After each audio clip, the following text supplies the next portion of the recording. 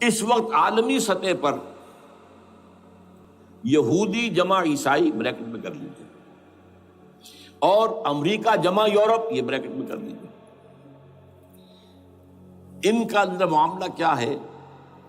اصل جو ہے اس میں پیچھے مائنڈ ہے، ماسٹر مائنڈ، سازشی ذہن، وہ یہود کا ہے۔ باقی عیسائی آلہ کار بن گئے ہیں۔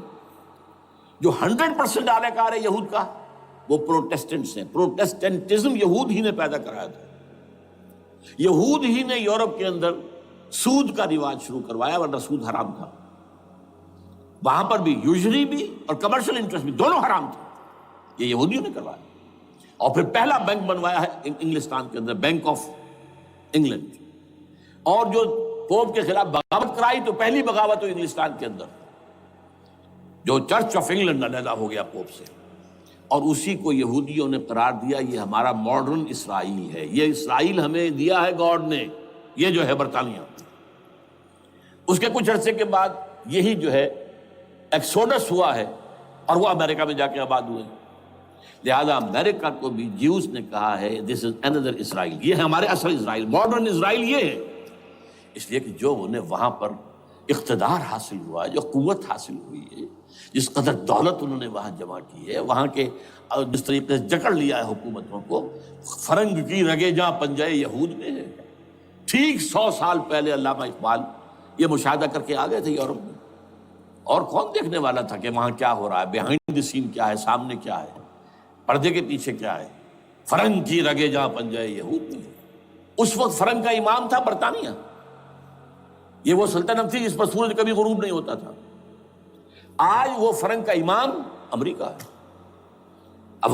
یہ برطانیہ تو اب وہ جو ایک نظم ہے کہ بچپن میں پڑھی تھی، London bridge is going down going down going down, اس کی مثال ہے۔ برطانیہ کی کوئی حیثیت ہی نہیں، ورلڈ پاور کی حیثیت نہیں ہے، وہ تو چھوٹا بھائی اس نے بنا رکھا امریکہ نے اپنا، تو اس حیثیت سے جو ہے اس کی کوئی حیثیت ہے، ورنہ کوئی اور حیثیت نہیں۔ بہرحال ان دونوں میں یہ ہے کہ پیچھے ماسٹر مائنڈ، سازشی ذہن، پلاننگ، سکیم ساری یہودیوں کی۔ آلہ کار امریکہ سب سے بڑھ کر، اس کے بعد برطانیہ، اور اس میں اصل پروٹیسٹنٹس، ان میں بیپٹسٹ، ان میں اس سے بھی آگے بڑھ کر ایونجلسٹ، جن کو کہتے ہیں بورن اگین کرسچنز، جن کو کہتے ہیں نیو کنزرویٹو کرسچنز، یہ تمام اصطلاحات آپ اخبارات میں پڑھتے ہوں گے، ان کو گروپ کر لیجیے۔ یہ اصل آلہ کار، ان کو ایک نیا نام دیا گیا ہے کرسچین زائنسٹ۔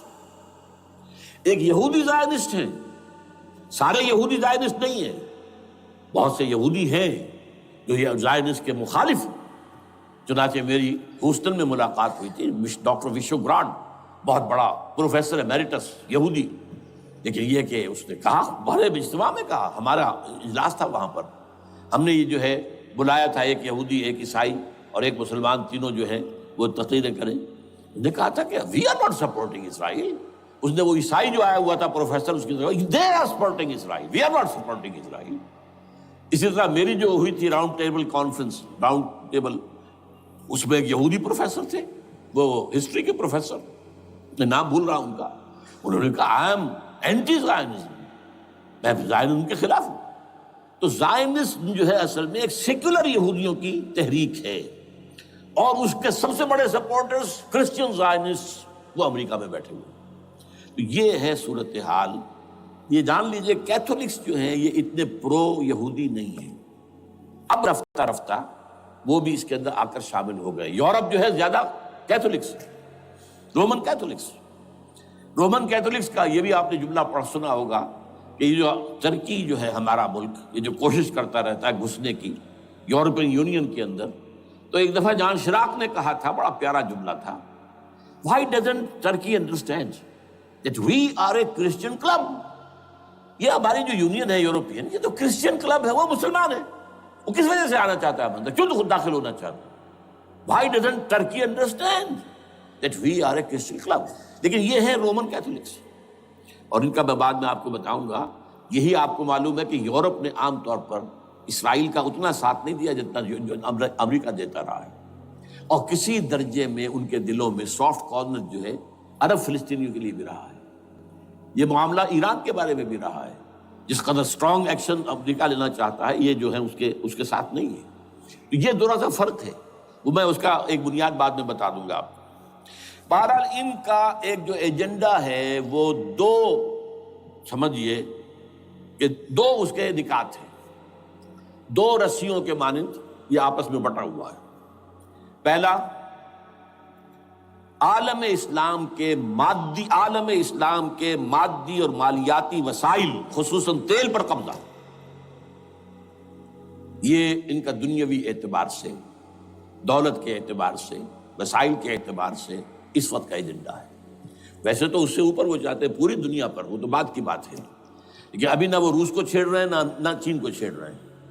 چین تو ان کا سب سے بڑا جو ہے بزنس پارٹنر ہے، سب سے بڑا، اور چین کو رفتہ رفتہ وہ اپنی لائن پر لا رہے ہیں. اب تو صرف یہ کہ وہ ایک پارٹی گورنمنٹ وہاں رہ گئی ہے جو کہ کمیونزم کے دور کی یادگار ہے، باقی ان کی جو اکانومی ہے وہ تو آ چکی ہے اسی رخ کے اوپر جو یورپ کی ہے، مغرب کی ہے. نمبر دو ایجنڈا کیا ہے؟ دنیا میں کہیں بھی اسلام کے بحیثیت ایک نظام زندگی ظاہر ہونے کا کوئی موقع نہیں دینا. We have to nip the evil in the bud at any cost. یہ ان کے ایجنڈے کا دوسرا بڑا ہے. یہ دو ہے انٹرٹوائنڈ، جیسے آپ لڑیوں کو بٹ دے کر رسی بناتے ہیں، ایسے یہ دو لڑیے ہیں. اسلام کا پولیٹیکل سوشو اکنامک سسٹم کہیں نہ آ جائے دنیا میں، ہو نہ جائے آشکارا شر پیغمبر کہیں. یہ ابلیس نے کنکلوڈ کیا ہے، وہ جو ابلیس کی مجلس شورا ہے، ہو نہ جائے آشکارا شر پیغمبر، کہیں ایسا نہ ہو کہ پیغمبر کی شریعت دنیا کے سامنے آ جائے، پیغمبر کا نظام آ جائے. الحذر، آئین پیغمبر سے 100 بار الحذر.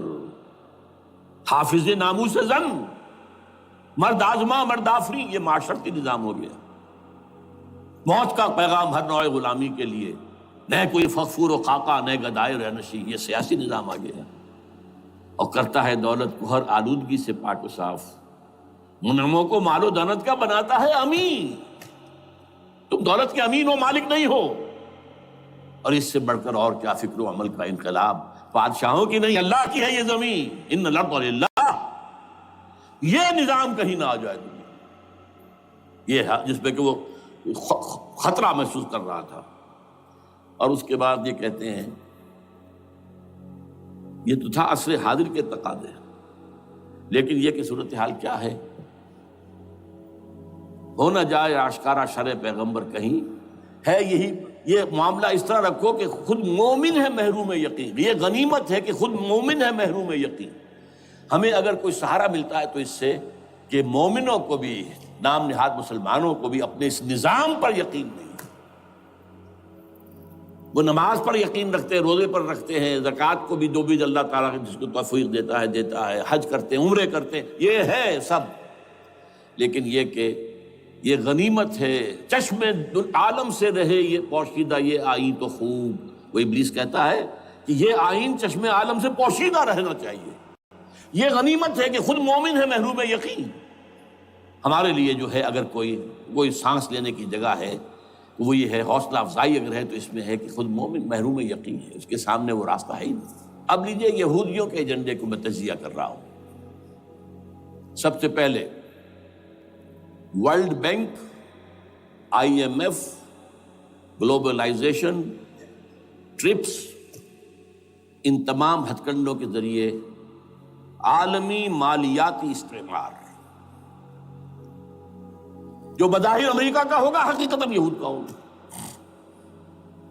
یہودیوں کے نزدیک پوری نوع انسانی حیوانوں کے مانند ہے. They are not human beings.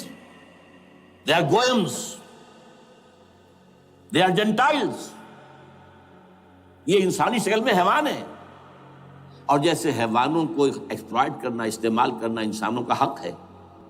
گھوڑے کو آپ باندھتے رہے ہیں نا ٹانگے کے آگے، اور بیلوں سے آپ ہل جتواتے رہے ہیں، تو جیسے یہ حق ہے ایسے ہمارا حق ہے پوری دنیا کے جو ہے وسائل ان کو کھینچے.